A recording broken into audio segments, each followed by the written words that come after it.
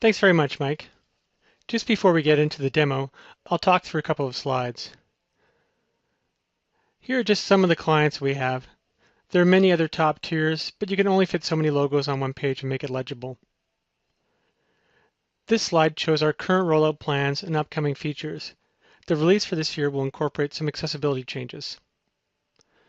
Now I'll just switch over here.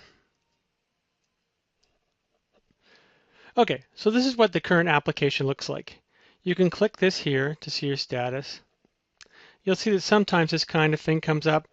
I don't think it's really a problem, but you can click the cancel message or even activate the checkbox if this makes sense to you. These are the main functions here. Most people usually choose this first function for common activities. As you can see, most activities you do in a normal day fall in here.